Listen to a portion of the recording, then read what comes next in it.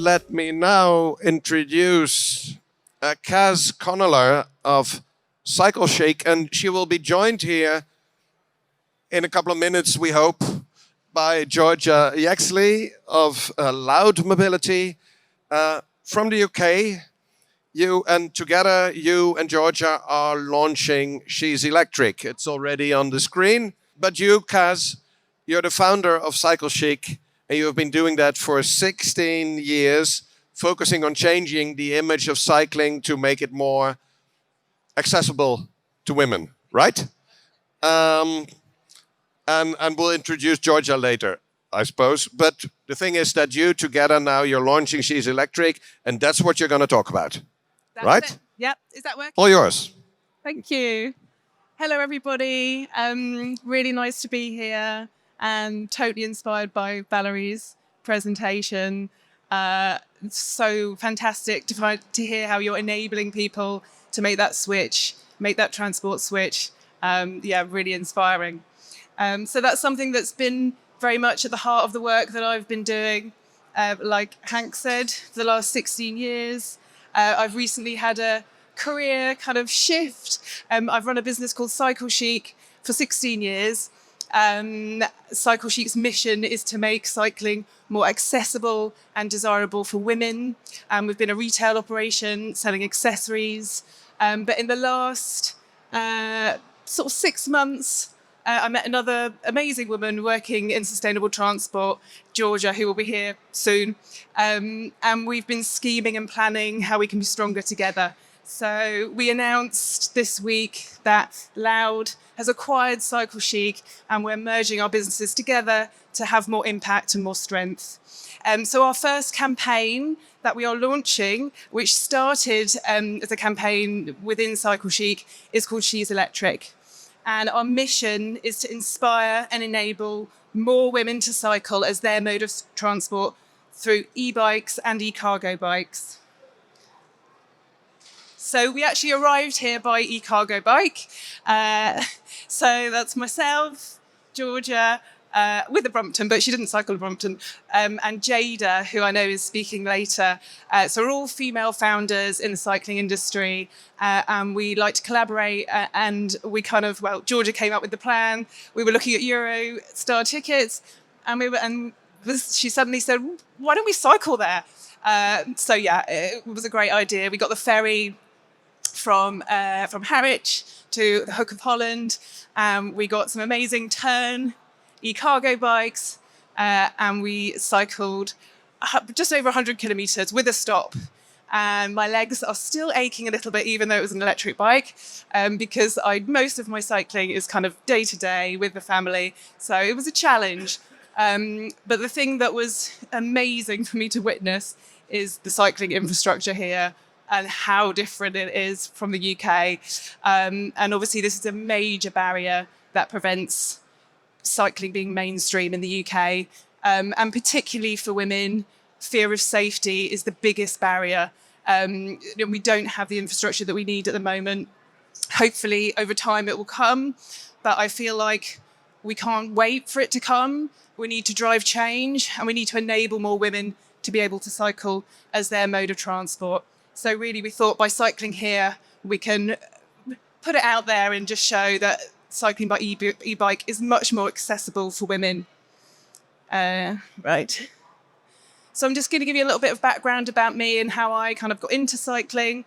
I worked in TV when I first left university for 7 years, worked at the BBC in casting, so very different. But I was kind of a bit frustrated in my job, and really liked the idea of cycling to work.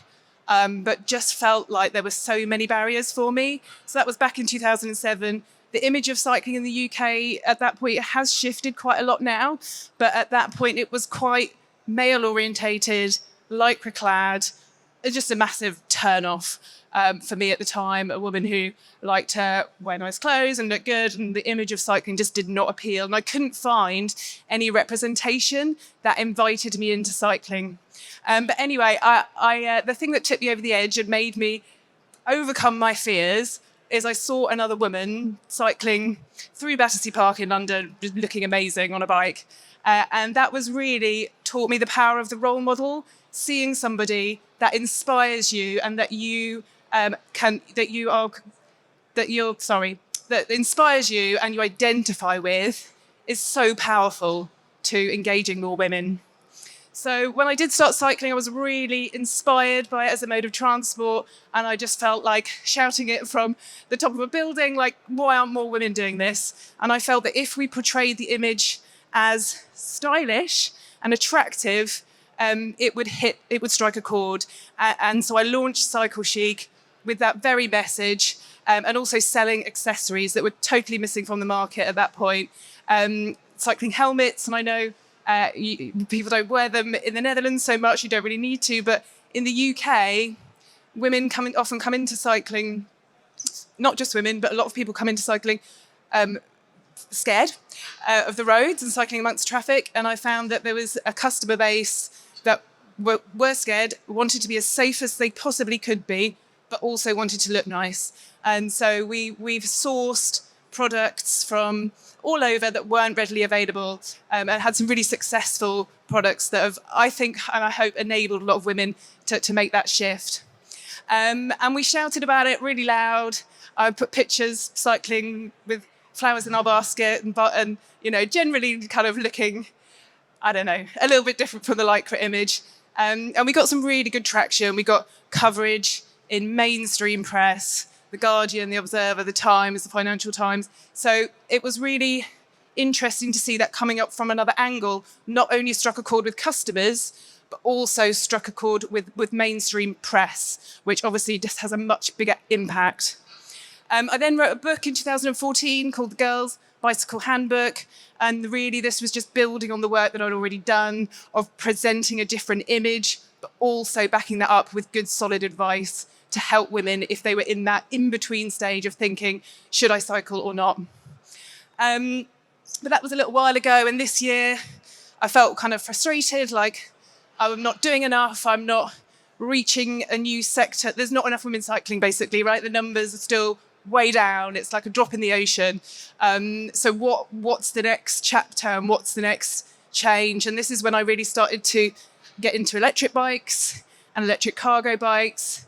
And I would speak to my customers, and I was just noticing this massive shift of so many of our customers were riding electric bikes, and they would often have like an amazing story to tell about how the electric bike enabled them.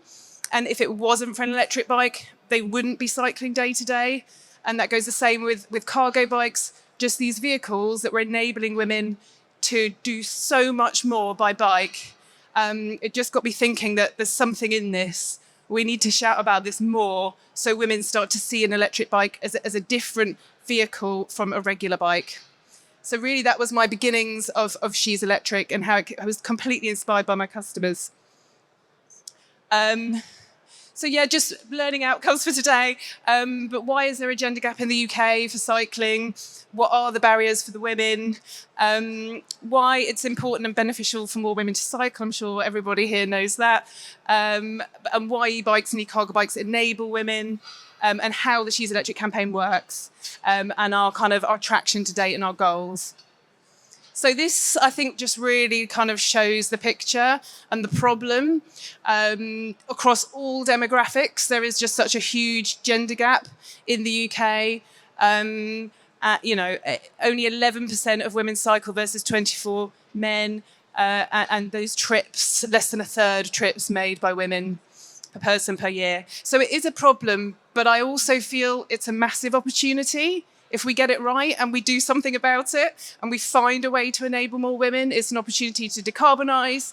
Women do still the majority of those day-to-day trips in town, those short journeys that could be switched from car to e-bike or e-cargo bike. It's World Sustainable Transport Day today. I thought we'd just shout a little bit about how e-bikes and e-cargo bikes are such a powerful tool to our road to decarbonisation. It's so important that we embrace this moment. And all those plus points that, again, we all know, mental and physical health. And it's just sociable. It makes you happy. Like, I have met so many amazing people since I've worked in cycling. And I feel like when I cycle in the town, there's that, nodding glance of other cyclists. Like, there's just a feel-good factor. But what are the barriers for women? And I've spoken to loads of women over the years, some who don't cycle, some who do cycle. And these are the 3 key barriers that I've identified. And I'm going to explain the FAF factor first, because I recently did this presentation and there was apparently a crazy chat going on online of like, what is the word FAF mean? It was a very British word, but it just means hassle, like taking something that's going to take longer than another route, a pain, a logistical faff. And this is a big factor because cycling is not mainstream. We don't have the setup for it. People often feel like it's going to be more difficult than other modes of transport. And, when you're rushing out of the house, getting the kids to school, getting everything you need for your day, like you're going to go for the easiest option. So FAF factor is really an important one. Safety, I've already talked about. Most women who I interviewed and talked to would start the sentence with, I would love to cycle, but I would just be petrified to cycle on the road. There's no way I'm going to cycle amongst traffic next to a bus. And also image, which I've already talked about. The image of cycling in the UK, it has changed, but there's still a sort of presiding image of sport and leisure. And I feel it's really key that we need to shift that image to this is a vehicle for your transport. So how do e-bikes and e-cargo bikes enable women?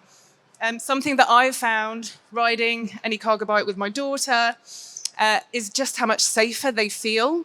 Having that e-assist, and often with models like this, that lower center of gravity, so you can start quicker because you've got the e-assist. You can start when you're at a junction in traffic.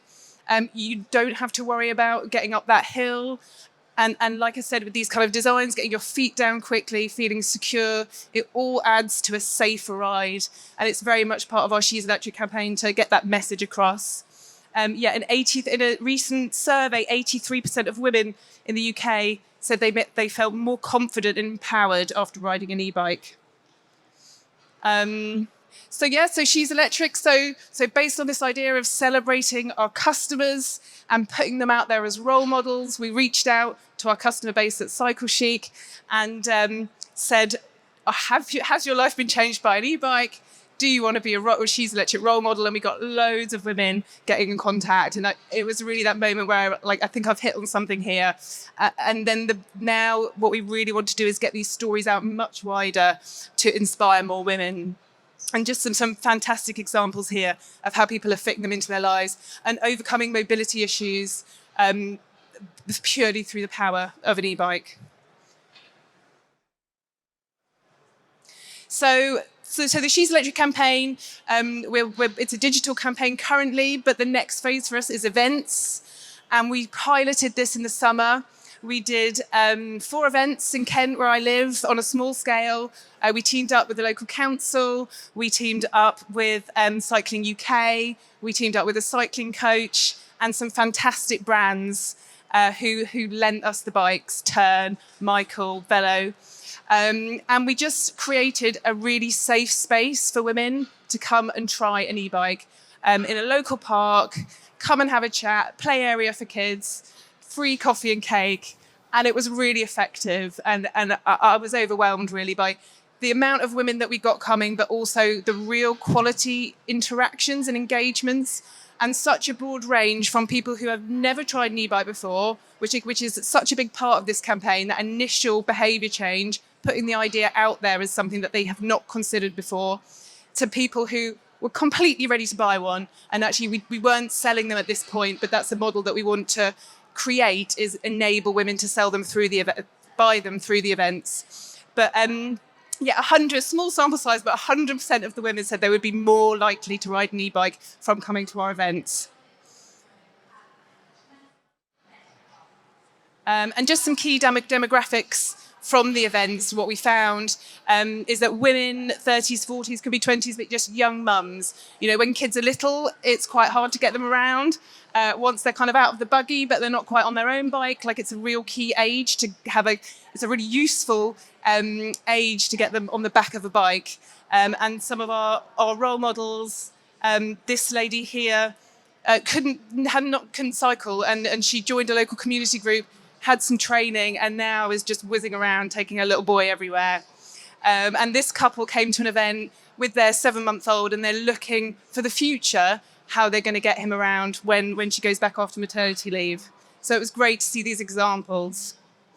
And then older ladies at the 50 plus, we had loads of women coming to our events in this age group.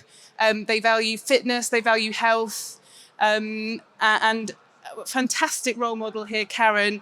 She has various conditions that limit her movement, so she can't walk more than a few steps. She's in a mobility scooter most of the time, but she can ride an e-bike. And she has done like huge cycle rides across Scotland and is an influencer and is just inspiring loads of people.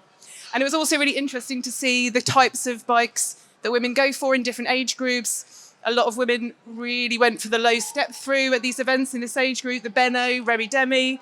You'd see their eyes just go straight for it because they felt like it's small, it's got a low step through, I can get on it. So we're really starting to understand behaviour of what bikes appeal to different sectors of the market. And young people, and I put a question mark here because maybe this is challenging. My 14-year-old daughter tells me she's never going to ride a bike. It's not cool.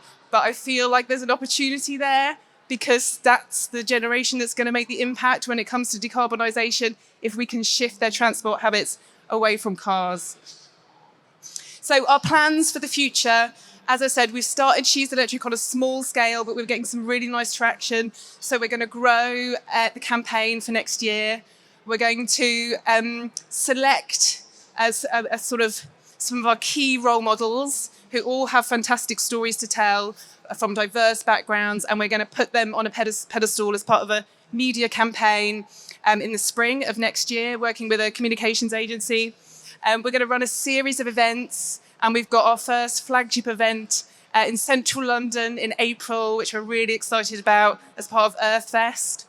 But also we want to create a model that's scalable for local authorities. And we're talking to 3 local authorities currently who are really interested to take that event model into their community, but also back it up with a pathway afterwards for women that come to an event, whether that's buying a bike, whether that's joining a cycle group, just to make sure that it's not just an event and there's more to it than that.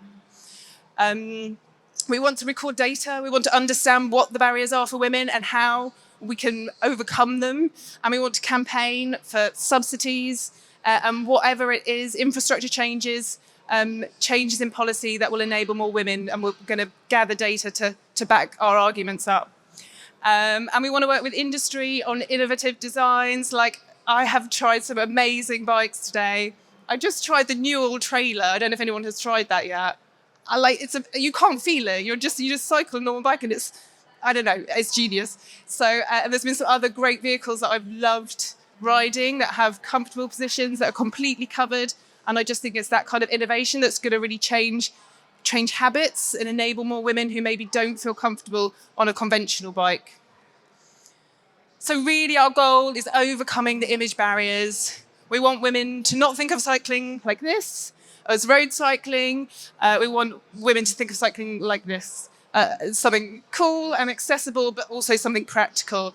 And this is Carrie-Anne, founder of We, another great name with an exclamation mark. I love brand names with exclamation marks. And she has a subscription cargo bike business, which is brilliant inspiration. Again, just talking about design. I love this. The coupe, I think it was over there. Finding those designs that work better for women and enabling women to try them and not think it's something kind of scary and strange, but see other women trying them is really at the heart of the campaign. And so, what we're working on at the moment is our role model gallery. So we're working with some great photographers and we're securing an exhibition outdoor exhibition in central London to really put them on a showcase and celebrate them. And yeah, we're working with loads of people. We've got some great partners interested, and we're just forging relationships with them at the moment. Some great brands who really like our message and want to help us strengthen it. Community groups, London Cycling Campaign, Birmingham City Council, and yeah, Auto Trader and just some other fantastic brands. So really, this is of us starting out to collaborate and grow this as something much bigger than just a PR campaign. We want it to really sort of integrate with industry, but also with local authorities to really drive change and reach and enable as many women as possible. So yeah, thank you for listening. And if you want to get in touch, I'm Caz, my business partner, Georgia. These are our details, and we'd love to talk about collaboration or just talk in general. Thank you. Thank you so much, Caz. And I think you're really onto something, because e-bikes, they are going to be a game changer. And in countries like here and Belgium and Germany, they already outsell conventional bikes, or acoustic bikes, as we call them.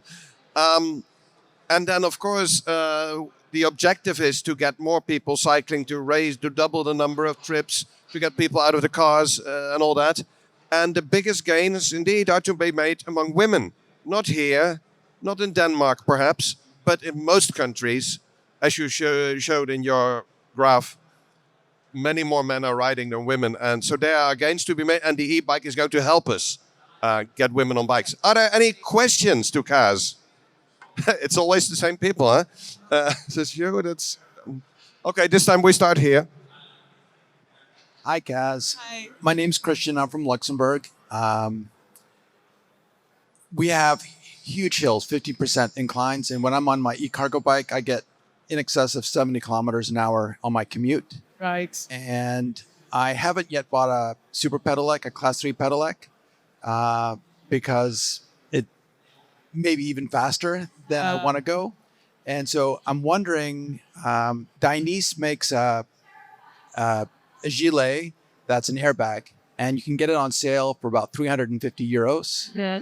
Is that something that you think, and it's Italian, it looks great, is that something that you think an airbag gilet, would that help drive up ridership numbers among women in Britain?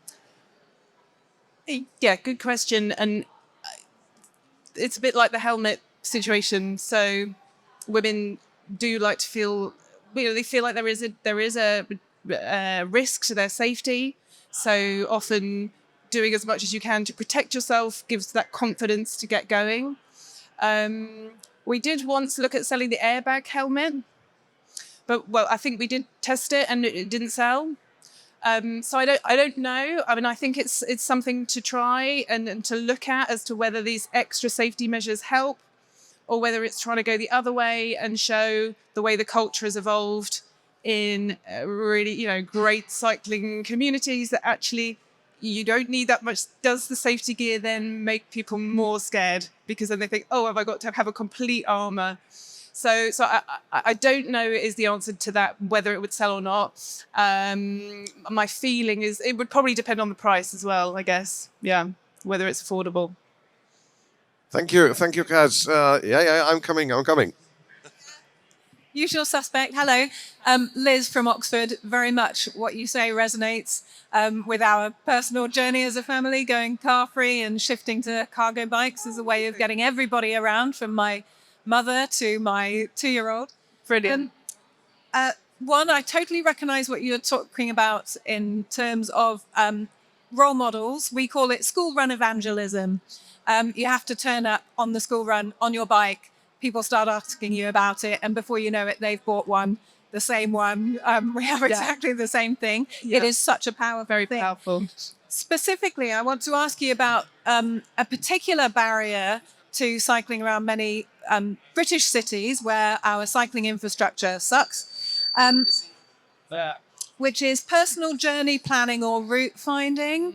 So any route where somebody is cycling is only going to be as strong as its weakest link. So if there's one bad junction that scares people, they're going to not do the whole journey, no matter how good the rest of the cycling infrastructure is. So we're trying different things in Oxford at the moment: cycling sisters, joy rides, guided rides for women by women, to kind of help people move around. Because of course we know that women trip chain a lot more in traveling, so it's not just going from A to B along the main road, but from going A to C to D, back to A and then to B, and all of this sort of thing. So I wanted to ask particularly about this route finding, wave finding, what methods you and the other women that you're working with find for sharing that information, for getting around those blockages, those bad junctions, the lack of cycling infrastructure. What information sharing systems are you using?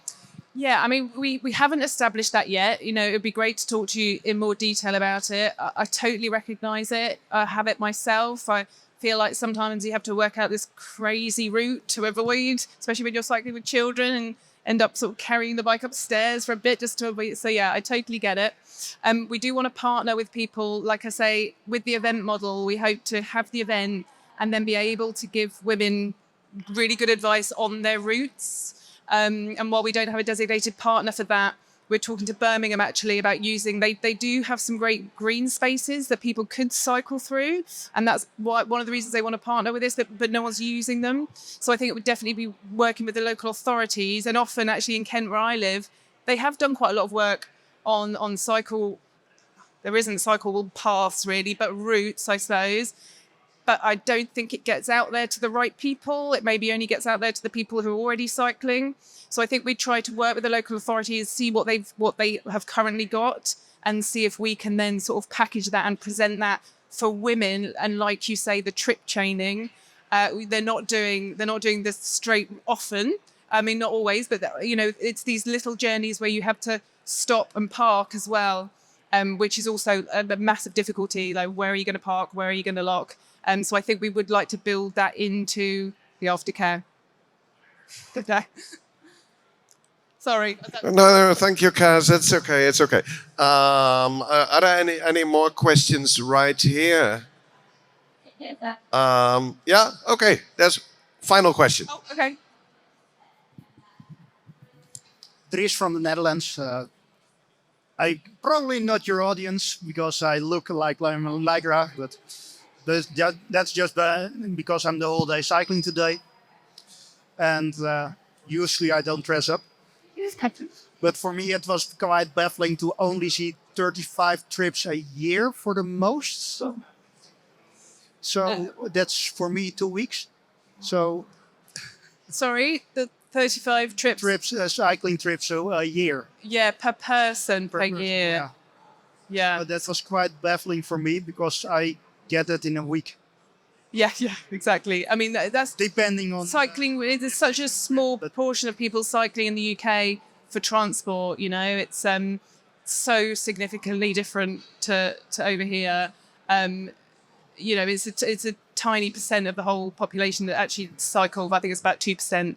So yeah, low numbers. I know. We need it. Work for improvement, definitely. Thank you very much, Caz, and we will see you again this afternoon. Yeah.